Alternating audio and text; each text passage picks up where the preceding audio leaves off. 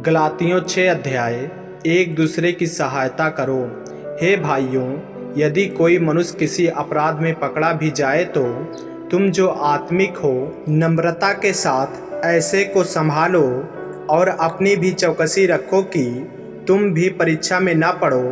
तुम एक दूसरे का भार उठाओ और इस प्रकार मसीह की व्यवस्था को पूरी करो, क्योंकि यदि कोई कुछ न होने पर भी अपने आप को कुछ समझता है तो अपने आप को धोखा देता है।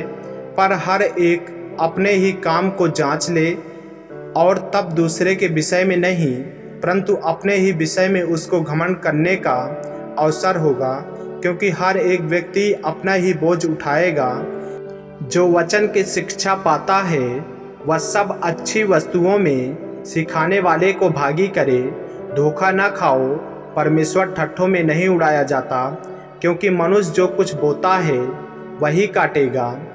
क्योंकि जो अपने शरीर के लिए बोता है वह शरीर के द्वारा विनाश की कटनी काटेगा, और जो आत्मा के लिए बोता है वह आत्मा के द्वारा अनंत जीवन की कटनी काटेगा।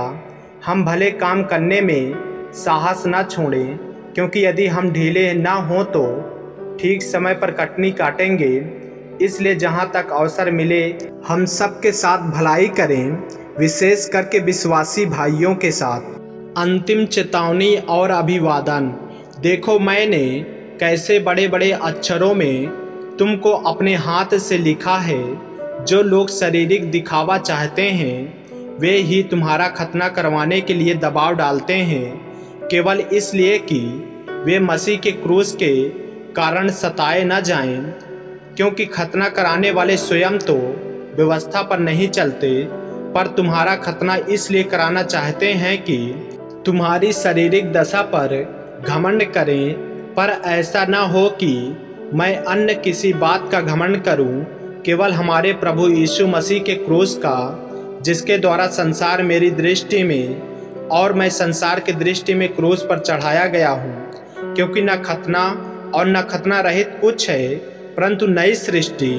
जितने इस नियम पर चलेंगे उन पर और परमेश्वर के इस्राएल पर शांति और दया होती रहे। आगे को कोई मुझे दुख ना दे, क्योंकि मैं यीशु के दागों को अपनी देह में लिए फिरता हूँ। हे भाइयों, हमारे प्रभु यीशु मसीह का अनुग्रह तुम्हारी आत्मा के साथ रहे।